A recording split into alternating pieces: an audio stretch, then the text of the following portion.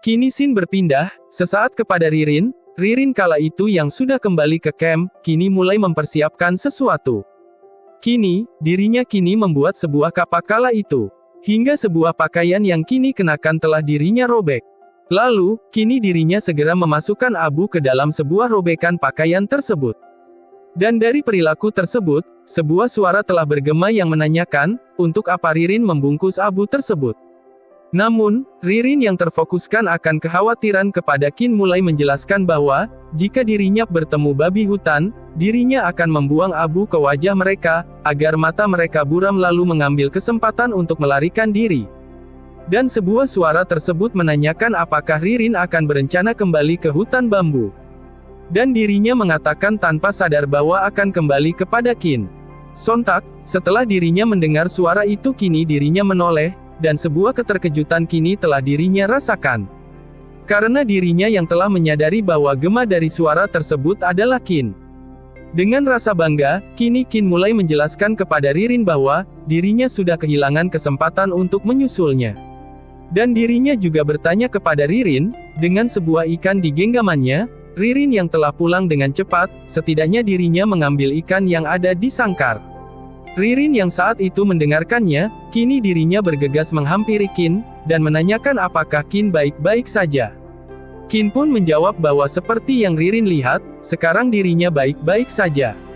Setelah mendengar jawaban itu, tanpa disadari dirinya memeluk Qin dengan erat dan bersyukur atas keadaan Qin. Dirinya juga mengungkapkan bahwa, dirinya khawatir akan Qin yang tidak bisa pulang. Lalu, Qin juga menenangkan Ririn dan mengungkapkan bahwa dirinya baik-baik saja. Dan setelah semua itu selesai, Ririn kini mengusap air mata yang keluar, dan menanyakan akan Qin yang basah kuyup. Dan, setelah itu dirinya mulai melepaskan pakaian yang dirinya kenakan dan mengungkapkan bahwa, ceritanya panjang.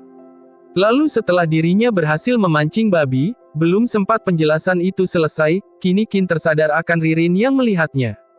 Dengan sebuah perasaan canggung, kini Qin mulai menerangkan bahwa, nanti saja baru dirinya akan ceritakan.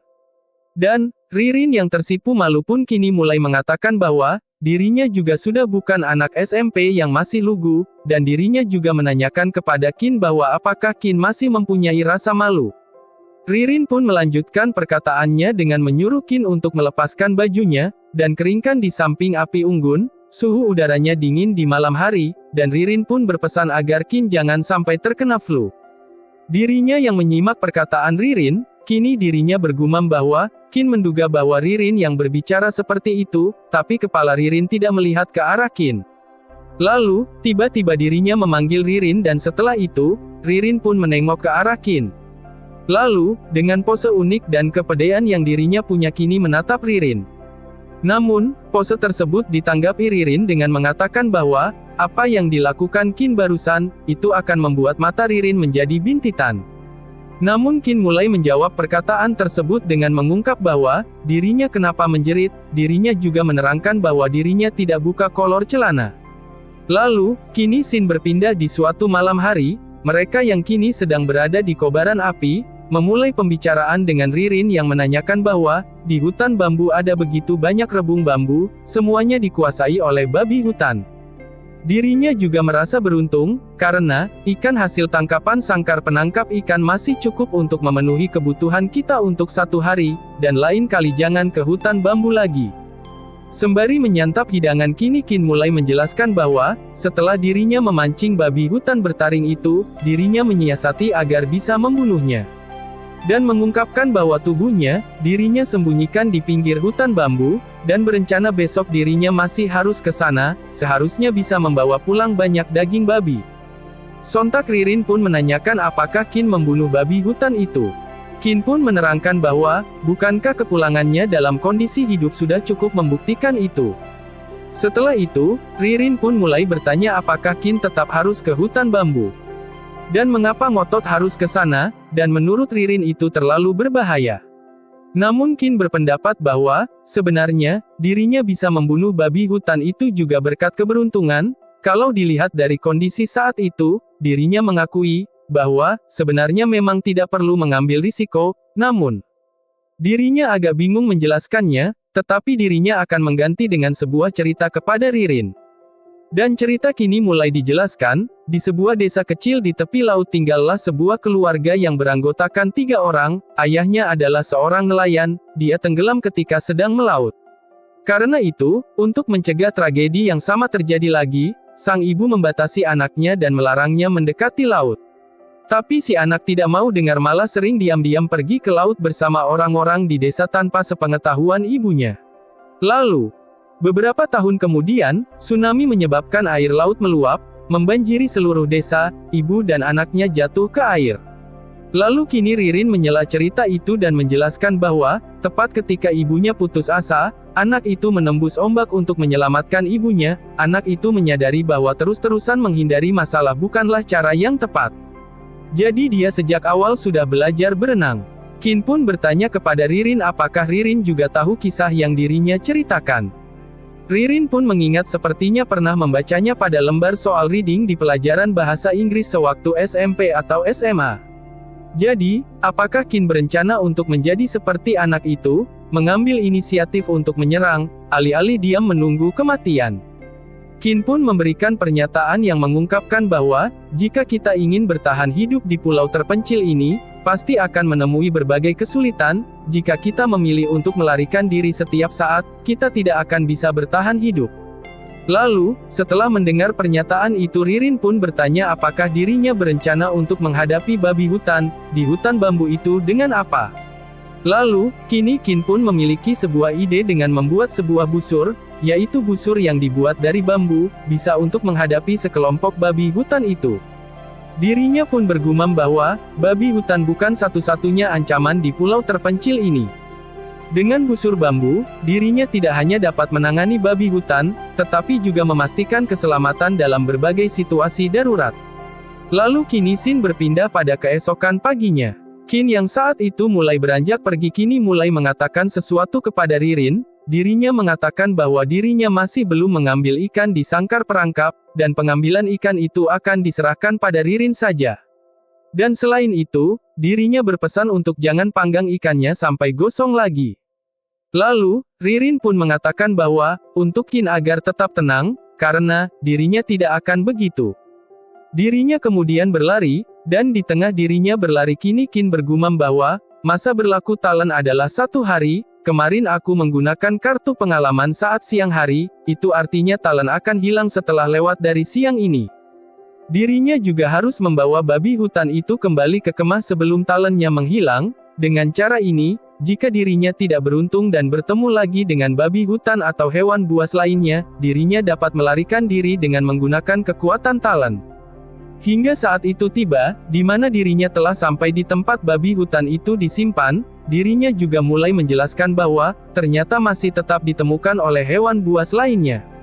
Dan, dirinya juga merasa beruntung bahwa, daging itu tidak banyak yang termakan, masih ada keempat kakinya yang memiliki daging terbanyak. Dirinya kemudian bergegas untuk memotong daging tersebut, dan menjelaskan bahwasanya, bulu babi hutan adalah barang bagus, meskipun agak keras, tapi dapat dibawa pulang untuk dijadikan selimut atau alas tidur. Dan dirinya juga melihat luka pada tubuh babi itu, dan mengungkapkan bahwa, luka lama ini panjangnya 1 inci, langsung terlihat dengan jelas tulang di dalamnya, entah disebabkan oleh hewan apa, bisa meninggalkan luka seperti itu pada babi hutan yang berkulit tebal, dan semoga kami tidak bertemu dengannya.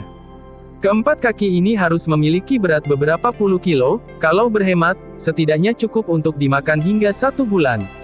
Lalu, otot tendon yang akan digunakan untuk membuat tali busur juga tidak boleh dilupakan.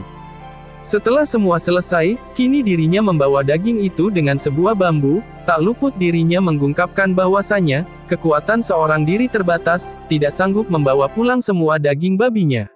Kalau bukan karena rasa takut bertemu sekali lagi dengan rombongan babi, mungkin dirinya akan membawa Ririn kemari, dengan begitu bisa bawa pulang lebih banyak makanan. Dan, selagi talentnya masih ada, dirinya akan menambahkan kecepatan untuk berlari. Cerita kini dimulai dengan Ririn yang menajamkan sebuah jarum pada batu. Dirinya kemudian mengecek sebuah jarum tersebut dan mengungkapkan bahwa, seharusnya jarum tersebut sudah tajam. Lalu dirinya dibuat kaget saat Qin kini datang menghampirinya, dan hal itu membuat jari dari Ririn terluka. Qin yang saat itu mengagetkan Ririn, dirinya bertanya kepada Ririn, apakah dirinya sedang berencana menggunakan tulang kelinci itu untuk membuat jarum. Dirinya merasa kesal saat itu dan mengungkapkan bahwa, apakah Qin ingin membuatnya mati terkejut, lalu mewarisi semua uangnya. Namun, Qin pun segera meminta maaf kepada Ririn atas perilakunya tadi. Dan setelah itu, kini Ririn dibuat terkejut akan sesuatu hal. Dirinya terkejut saat melihat hasil jarahan Qin, dan menanyakan apakah jarahan yang Qin bawa ini adalah keempat kaki babi bodoh yang dirinya potong dari babi hutan kemarin. Dan menegaskan bahwa, ini cukup untuk kita makan hingga seminggu. Lalu, dengan ekspresi yang dirinya keluarkan kini Qin menerangkan bahwa, kalau agak hemat, bisa dimakan hingga setengah bulan juga tak masalah. Dirinya juga bergumam bahwa, barang seberat puluhan kilo memang bukan main, setelah berjalan hingga selama ini, pundakku pun sudah nyeri. Dan setelah itu Ririn pun mengatakan kepada Qin bahwa, daging yang berwarna putih ini apa, kelihatannya berlemak sekali. Dengan sebuah tawa Qin menjelaskan bahwa, itu adalah sebuah lemak babi, dan menanyakan kepada Ririn apakah dirinya tidak mengetahui hal tersebut. Ririn yang tidak mengerti pun kini dijelaskan bahwasanya, Ririn hanya perlu tahu kalau itu bisa digunakan untuk membuat minyak babi. Dan, Ririn pun juga kini kembali bertanya kepada Qin tentang membuat minyak babi, dirinya juga mengungkapkan bahwa, kita tidak punya kuali untuk membuat minyak tersebut. Dengan sebuah bambu di tangan, dirinya mengungkapkan bahwa, kalau tidak punya, bisa kita buat sendiri. Dan menanyakan kepada Ririn apakah dirinya bersedia bermain dengan lumpur. Lalu, kini Sin berganti kepada Ririn dan Qin yang sedang mengaduk sebuah tanah liat. Lalu, Qin pun menjelaskan bahwa, Ririn bisa lihat dari samping, sedangkan dirinya akan mempraktekkan sekali bagaimana cara membuat gerabah dari tanah liat. Sebuah tanah kini telah dirinya proses, Qin pun lanjut menjelaskan bahwa, sebelum membuat gerabah, gunakan tanah liat dalam jumlah yang tepat untuk membuat alasnya.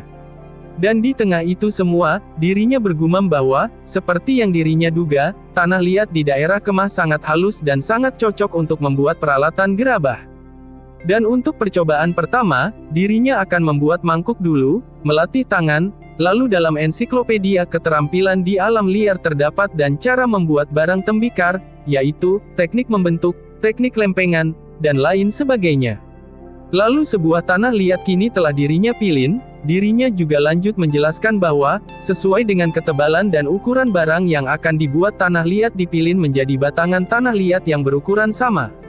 Di antara semua teknik ini 3 teknik terakhir perlu bantuan cetakan dan mesin, langsung dirinya eliminasi. Kemudian, batangan tanah liat dililit mengelilingi bagian dasar, di antara 3 teknik pertama yang tersisa, teknik pilin relatif sederhana, tidak membutuhkan terlalu banyak keterampilan untuk pemula seperti dirinya dan Ririn, teknik ini lebih cocok. Lalu, dengan sebuah usaha yang kini dirinya kerjakan, dirinya bergumam bahwa, terakhir dirinya hanya perlu melilit bagian seperti yang dirinya inginkan. Hingga, tiba di mana hasil dari proses yang kini dirinya kerjakan diperlihatkan kepada Ririn. Ririn pun tertawa saat melihat hasil kerjaan dari Qin. Namun, Qin pun hanya tertunduk malu saat itu, dan mengungkapkan atas kesalahan yang dirinya buat. Lalu, sembari menata ulang tanah liat kini dirinya menjelaskan bahwa, tanah sangat lembek, sehingga saat dibentuk harus lebih hati-hati, kalau tidak akan menjadi seperti tadi, barang yang dibuat akan menjadi aneh. Dirinya kemudian beranjak pergi dan mengatakan kepada Ririn bahwa, dirinya sudah mengajarkan caranya kepada Ririn, dan Qin juga menyuruh Ririn untuk mencoba sendiri. Ririn pun menyetujui hal tersebut, sementara kini dirinya bergumam bahwa, dirinya tidak percaya masa membuat sebuah mangkuk kecil saja dirinya tidak sanggup. Dan, setelah kejadian itu kini dirinya membuat sebuah mangkuk kembali. Dan berkata bahwa, sepertinya membuat barang ini tidak sesulit itu. Lalu, kini sebuah tanah liat ukuran besar kini telah dibuat. Dan dirinya juga menjelaskan bahwasanya, gunakan tanah liat untuk ditumpuk perlahan-lahan, hingga membentuk tong tegak lurus. Hingga kini dirinya yang kelelahan berpendapat bahwa, waktu berlalu begitu cepat dan seketika sudah beranjak sore. Terpaksa pengerjaan akan diteruskan keesokan paginya. Dan kini malam telah tiba, kini mereka duduk di samping api unggun, dan Qin yang kala itu menikmati ikan panggang, kini mulai bergumam bahwasanya, ikan yang ditangkap oleh jaring ikan setiap hari sudah cukup untuk memenuhi kebutuhan sehari-hari, bahkan selain itu juga ada puluhan kilo dendeng babi. Dirinya kala itu merasa bersyukur akan hal tersebut. Dan, sesuai perkiraannya, dirinya dan Ririn tidak perlu mengkhawatirkan soal makanan untuk waktu yang cukup lama. Dirinya berpikir untuk selanjutnya dirinya harus memikirkan cara untuk memperbaiki kondisi akan hidup yang dijalani. Ririn yang kini sedang menjahit pakaian dari Qin pun, menanyakan kepada Qin bahwa apakah ada hal baik, mengapa Qin senyum begitu cerah. Namun, Qin kala itu juga menanyakan apakah memangnya dirinya tersenyum. Ririn dengan senyumnya kini mengiyakan perkataan Qin. Hingga kini pakaian telah selesai Ririn kerjakan dan dikenakan oleh Qin, dirinya juga mengatakan kepada Ririn bahwa, itu mungkin karena masih hidup adalah hal yang paling baik, bukankah begitu? Di zaman sekarang, anak gadis yang sudah tidak banyak, Qin juga mengungkapkan bahwa, Ririn malah bisa menjahit. Ririn yang tersipu malu pun menjawab pertanyaan Qin bahwa, sekarang masih bisa dijahit. Dirinya juga menjelaskan bahwa, kita tidak ganti baju, dan, kalau begini terus baju kita cepat atau lambat akan robek dan rusak. Kalau sudah begitu, sebaik apapun dirinya menjahit itu tidak ada gunanya. Qin juga membenarkan hal tersebut dan menjelaskan bahwa, kita juga tidak mungkin telanjang begitu saja. Dan, setelah pernyataan itu semua, dengan semangat kini Qin berkata untuk tetap tenang, dan pasti akan mempunyai baju ganti. Dan mengungkapkan bahwa, semuanya akan membaik. Dan, dirinya juga bergumam bahwa, dengan sistem yang dirinya miliki, dirinya pasti bisa membangun peradaban di pulau terpencil ini selangkah demi selangkah, kemudian pergi dari sini.